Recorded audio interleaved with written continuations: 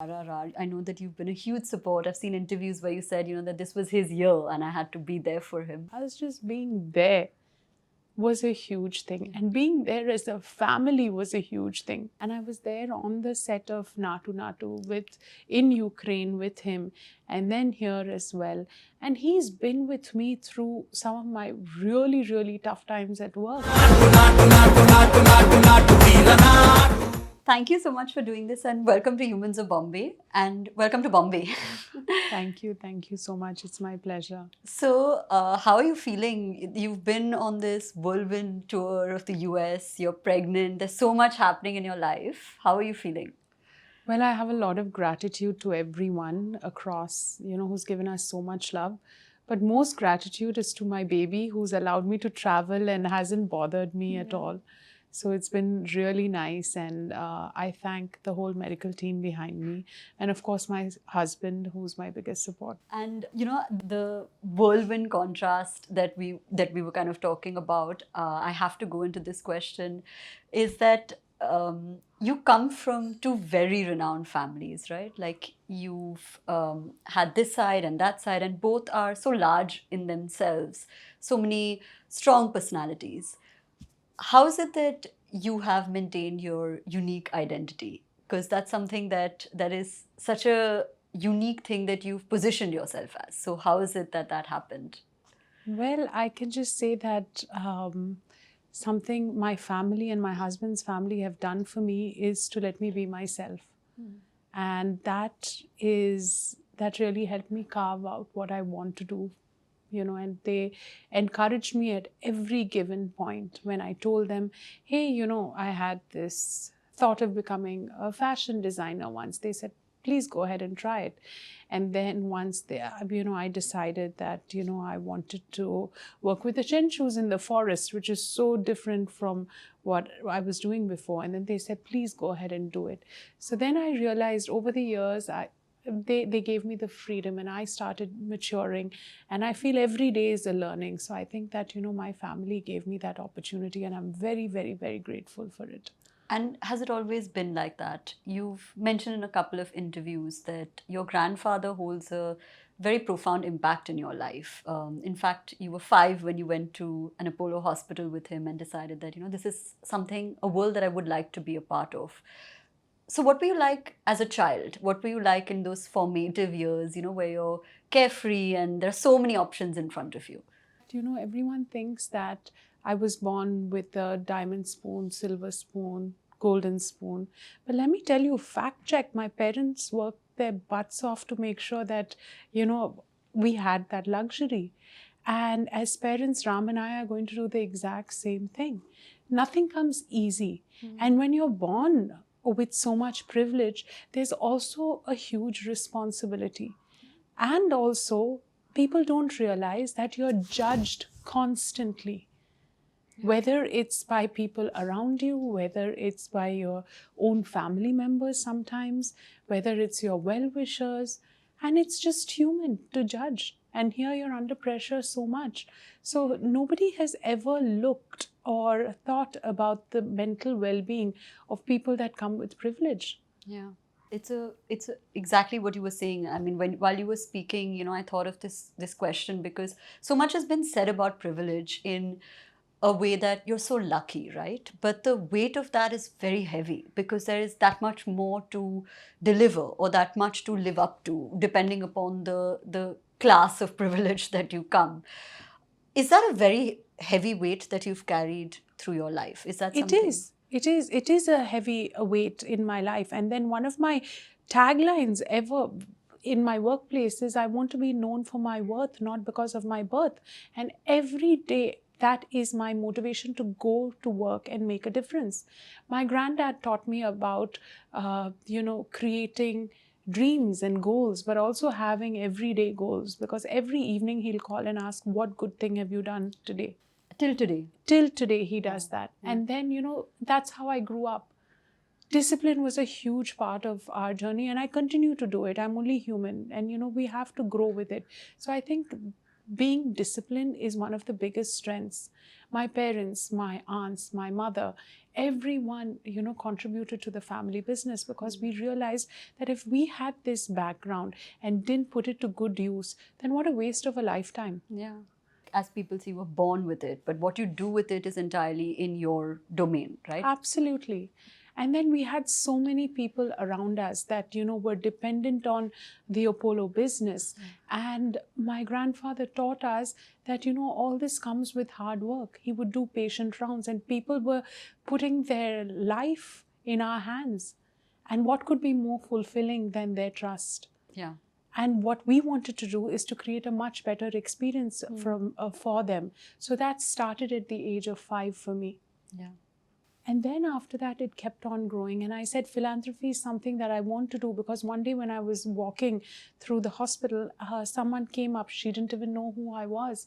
And she just hugged me and said, "Can you please save my child?" And then after that, I realized that, these big bills, the corporate can't help it, because we have to grow, we have to help India as well. Some of the prices are high, but there's so many families dependent on us. So there's this huge standoff between pricing, I think, which I don't want to get into, because I know that if you take care of your health and you know what your company, the government does for you, you don't have to pay those prices also. Yeah. So I found my space with philanthropy, and then I realized what philanthropy is. Philanthropy is something that we all have within us, and then it's something that has to be given with empathy and dignity. Yeah. Because just going out there, as I said it so many times, that giving people money or giving them a lunch or a dinner doesn't make sense. If you really want to be philanthropic, you need to be with them and through their journey and through their tough times. And I think that is what holistic philanthropy is. Yeah. And that's what's redefining all of us today. And this is something that is a very nuanced perspective, right, on giving and giving with dignity. Was this shaped because you've had a very large exposure? You've been, of course, in India, then you were in the US, and then you went to study in the UK. Was there something in your experiences during these formative years when you were traveling that you, like, this was ignited in you in some way? I think you don't need to go abroad or anywhere to realize this. You can realize this in your own home. You can realize this when you're out on the street in India as well. Every human being wants to be treated with dignity. And I think that comes from your core upbringing and your core personality. And I think that the values that my family instilled in me while my formative years were so strong that they taught us to value each and every single thing that is there and treat people well and get the best out of them. Yeah.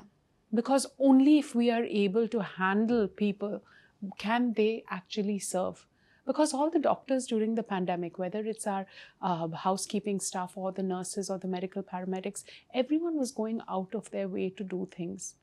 And it was our job to make sure that everyone still was motivated because they were going out of their way and putting their families at risk. So you wanted to look after them effectively. Correct. And this is not just during the pandemic. It was there from the time the whole organization started. Right. So we knew how to handle these things.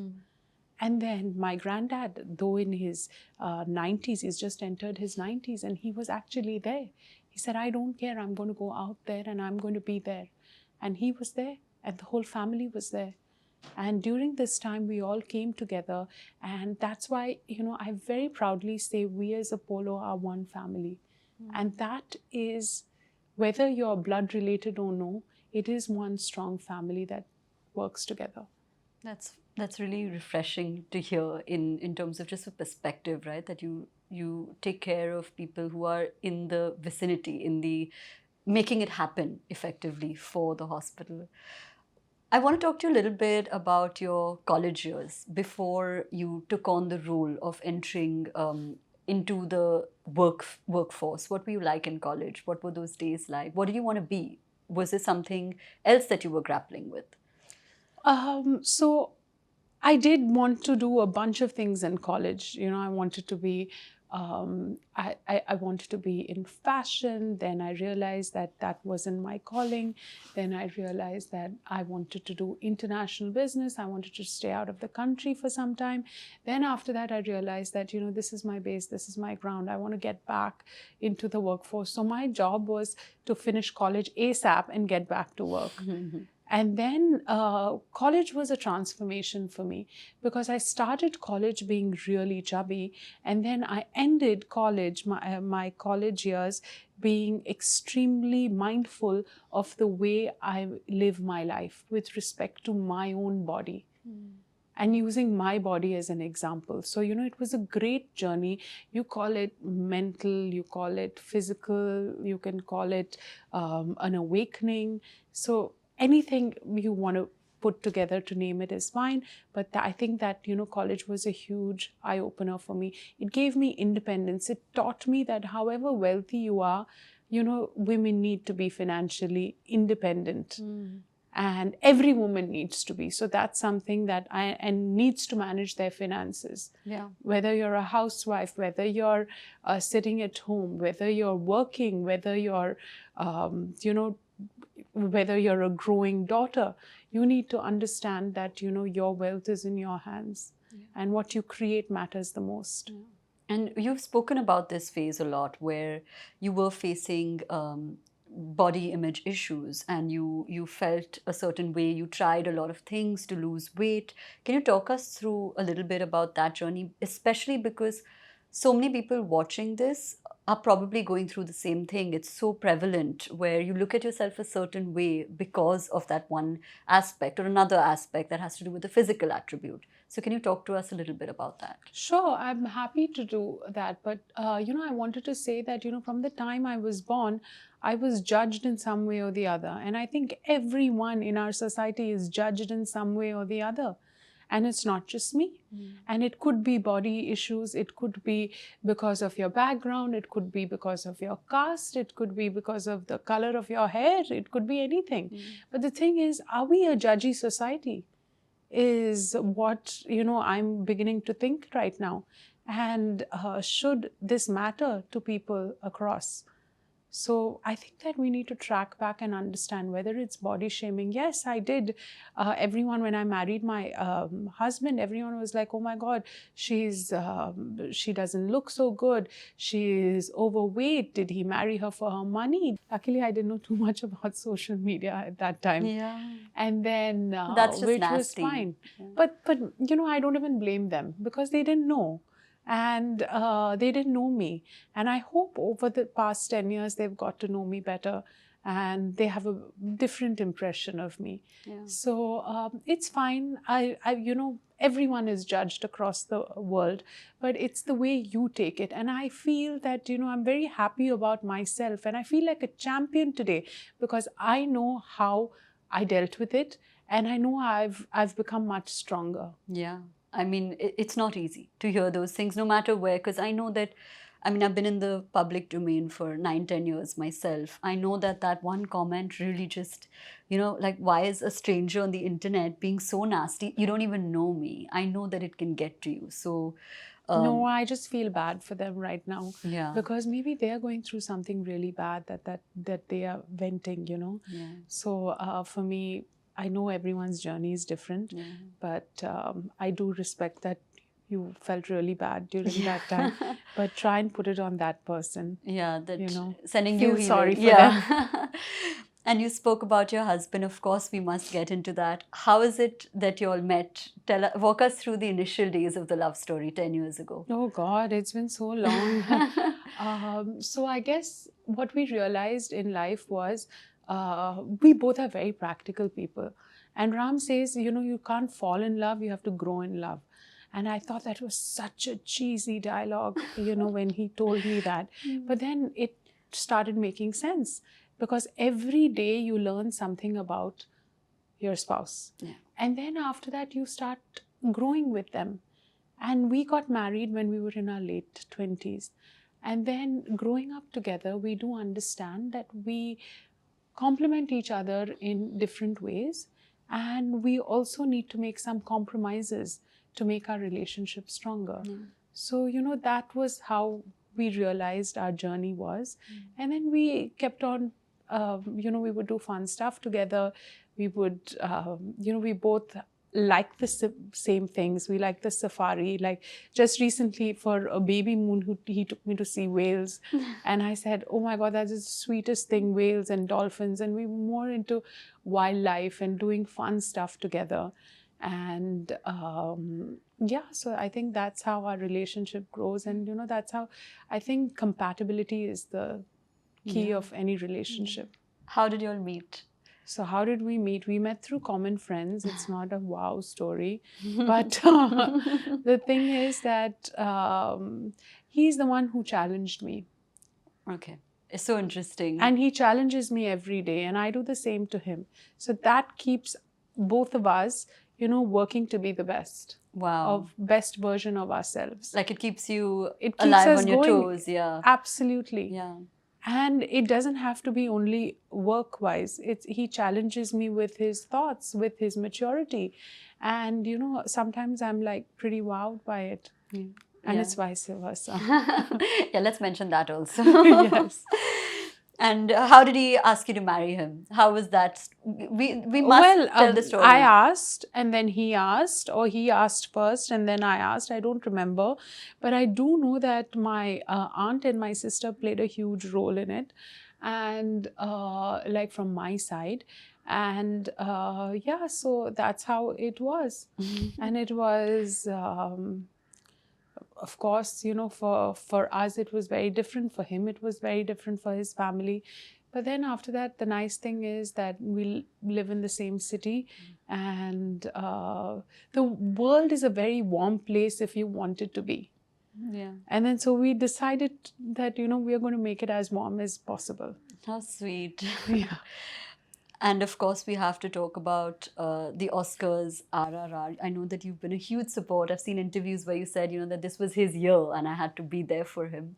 What was that moment like when you found out? And how did you guys celebrate? What was that victory like together as a couple? So I think that, whether it was winning or losing, I don't think, was a big thing. Us just being there was a huge thing. And being there as a family was a huge thing. Yeah. Being with Rajamouli Garu, his wife, we've all grown together, grown as a family together for the past 3 to 4 years now. Yeah. And I was there on the set of Naatu-Naatu in Ukraine with him, and then here as well. And he's been with me through some of my really, really tough times at work. And of course, he's there during all my successes as well. And but I just had to be there for him at this time because he was physically shaking. And he needed as much support as he could get. That's so sweet. During the dance and things like that. And then here, LA was, it was just like a great vacation for me. Yeah. But also... to be with him at that time was really nice. Like once in a lifetime moment. Yeah, absolutely. And it was so nice because everyone around was so warm. I didn't even expect it. You go into, this was like unknown territory for us, but everyone was so warm.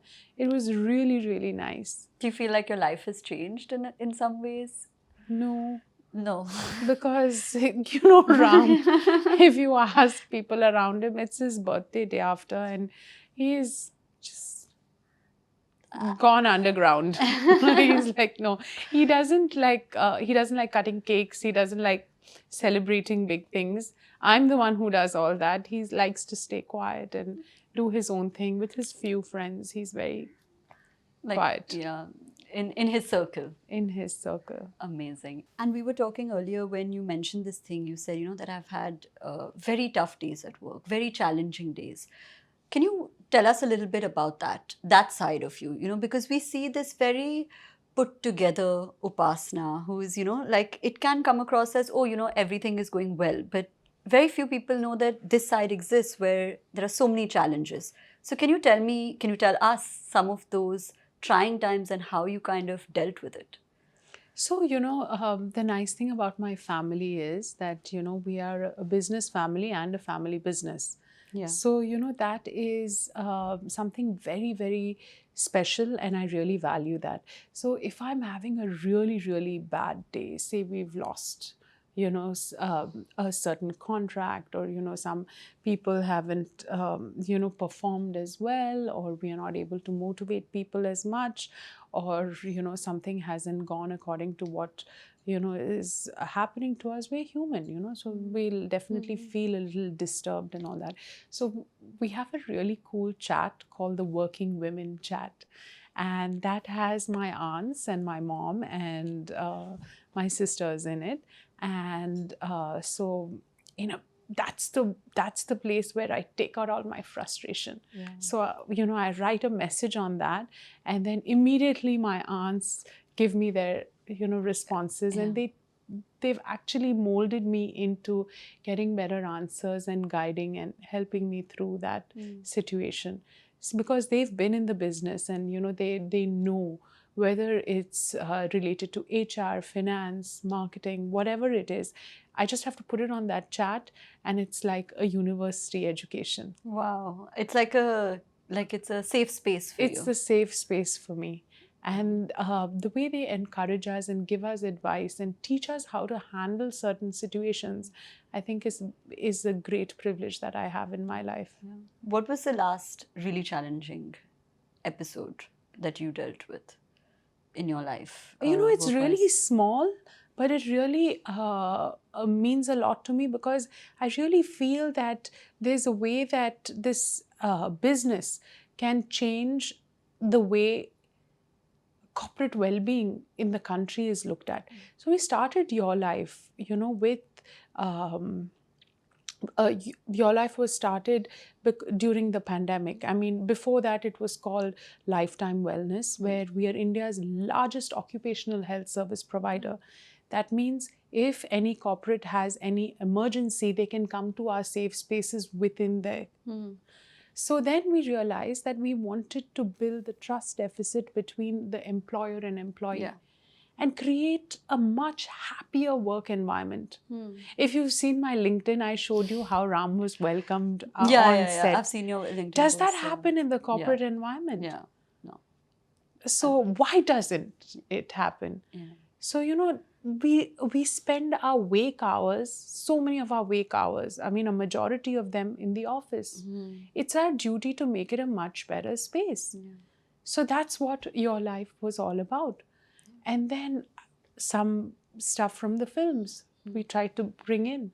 And then we, from different industries, from different learnings, we started realizing that people were not able to perform because they were constantly thinking about their parents' health at home.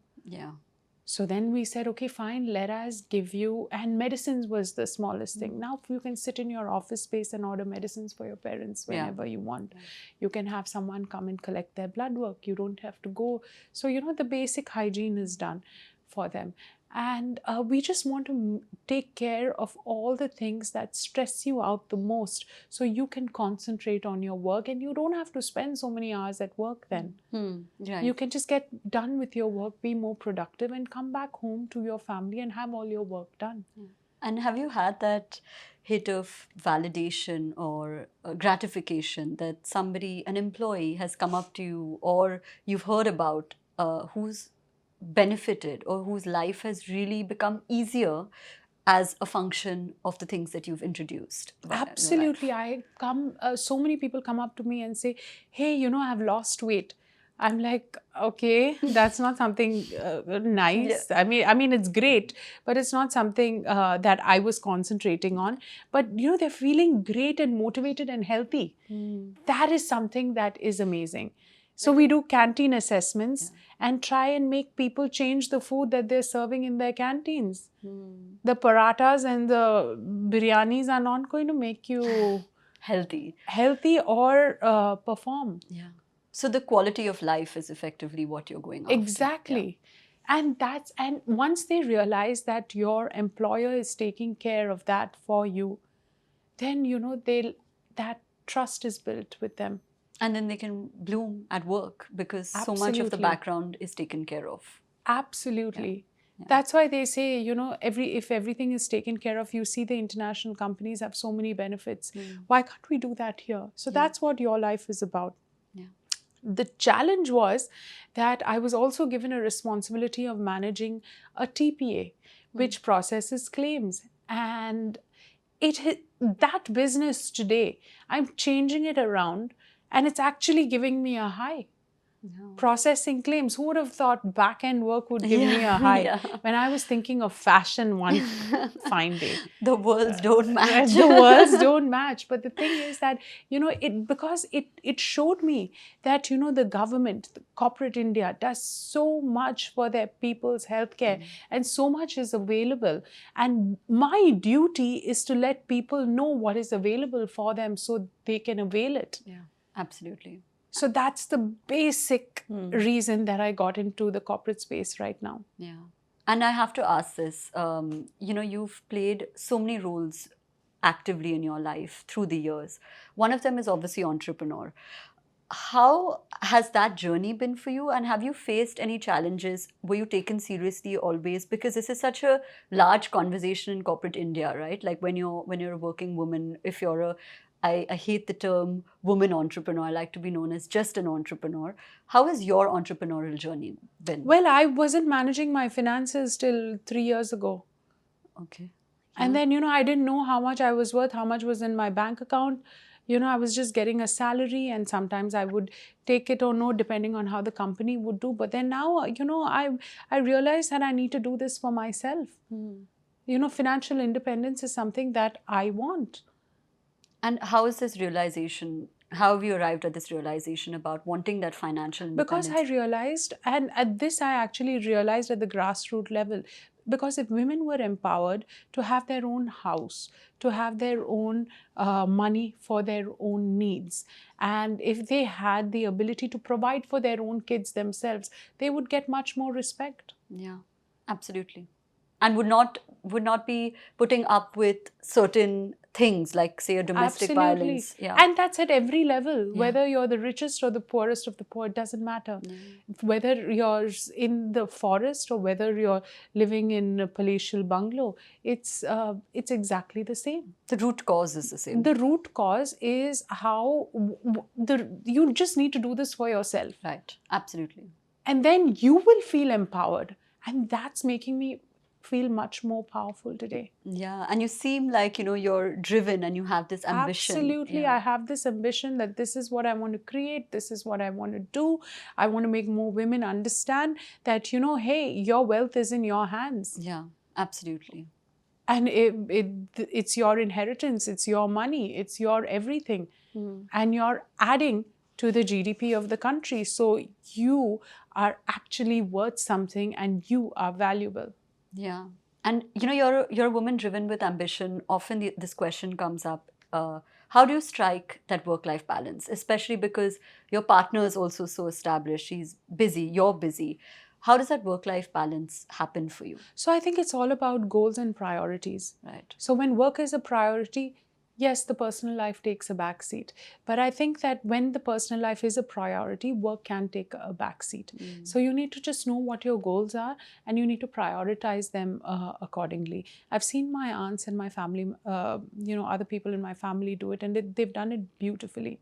So I think that, you just need to know what you want in life. And I think growing up in a family atmosphere, like living with your in-laws and living in like a close-knit family actually helps because it really strengthens the bond. And I grew up with my grandparents, so it's very special. And I think that also helps a lot. Yeah. And your life is so much in the public domain. It's like you mentioned earlier, when you were getting married, that's one part of it. But just day-to-day things, there's a lot that comes under scrutiny. I know you said that, I feel bad for them. I think of it from that point of view. But how is it that you're able to maintain that, okay, you know what, like this is a perception of me, this is not me. And do you clarify or do you have any such method, because it can get overwhelming? So I'm only human, so I do get affected sometimes, but I know how to deal with it and I know how to junk it. So, that is something that I know. And if it's something that could help me, I would definitely take an approach. And, I'm very respectful of people's opinions. Like constructive criticism. Constructive criticism. And, I think that I'm open to anything that they tell me, but just do it with a nice mind, with a better mindset rather than a negative one, because, I'm also learning along with you. So those are some things that, I feel are really important. That's a good approach. And then we all are in a very judgy society. And I think that we need to make peace with that. Or we need to be strong enough to make change. Yeah. So and we need to voice our opinion. Which way do you fall? Well, I'm in between. It depends. Okay. Now, with my child, of course, I'm going to be very possessive. But I'm definitely going to teach my child that, he or she is going to be judged from the time of birth. Yeah. And be in the public eye. And, if they have the other luxury, this is what it comes with. Yeah. You can't have one or the other. It comes together. It comes together, and this is the price you pay. Yeah. Speaking of which, it's a new phase. You're 24 weeks along. How does it feel? And are you excited to have the motherhood feather in your cap? Because absolutely. I'm very, very excited to have this. But I'm also very proud that I chose to become a mother when we wanted to and not when society wanted to. So 10 years after my marriage, we've taken a call to have a kid now. And I think that it's the best time because both of us are booming, both of us are financially secure, and we can take care of our kids by ourselves. Yeah. And it was your decision alone?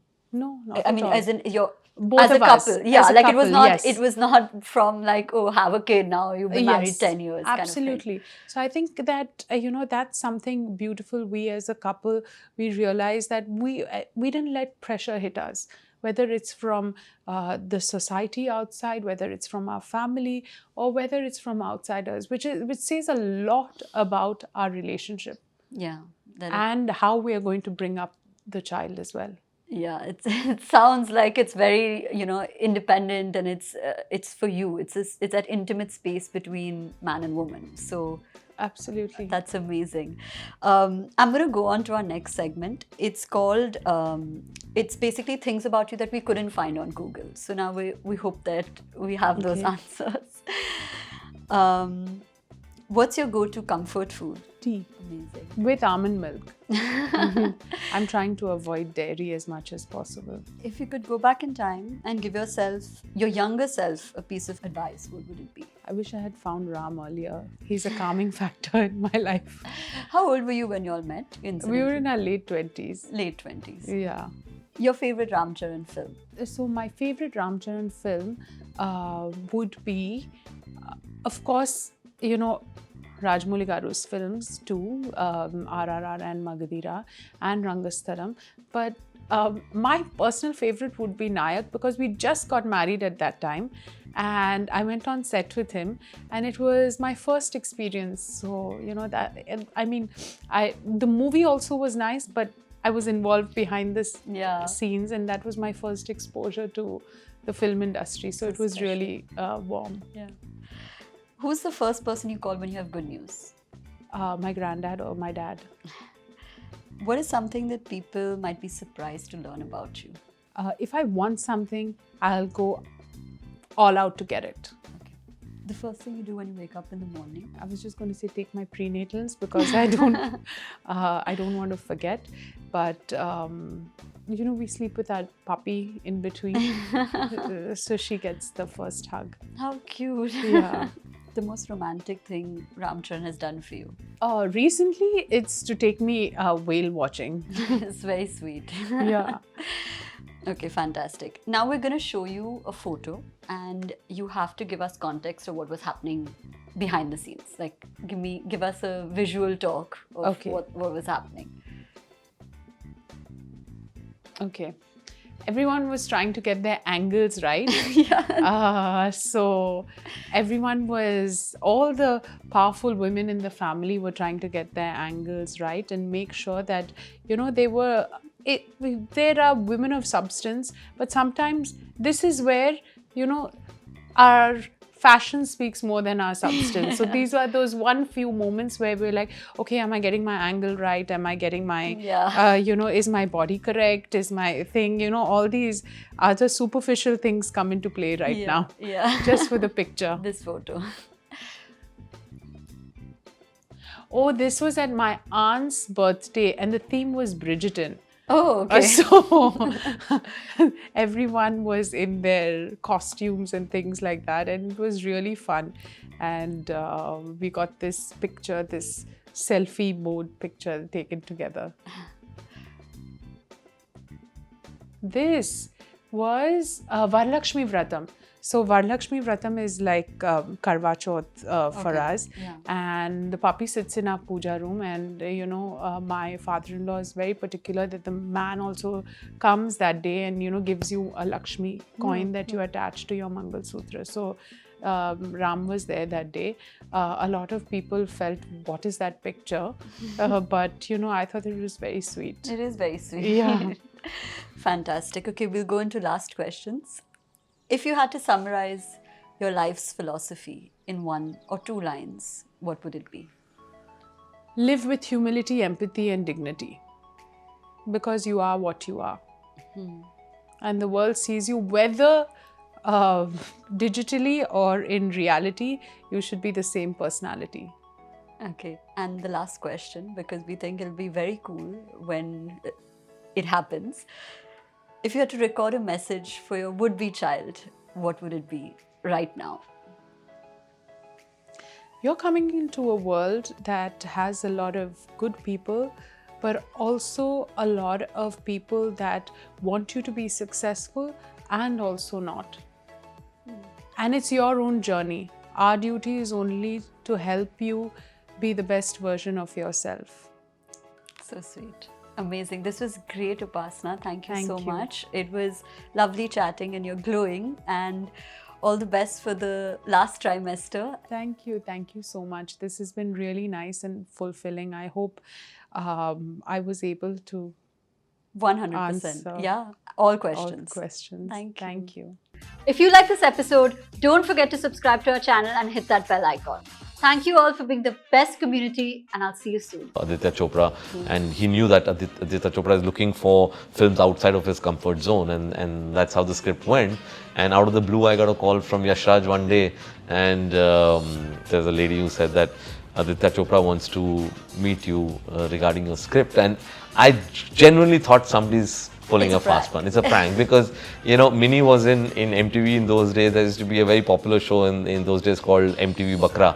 And I thought this is a Bakra because they all know my struggles and, trying to get the thing. And I was like being, sure, Aditya Chopra. Firstly, till the documentary Romantics came out, the world had not seen Aditya Chopra. The joke in Yash Raj is that, there is no Aditya Chopra. It was created by Yash Chopra to scare people. So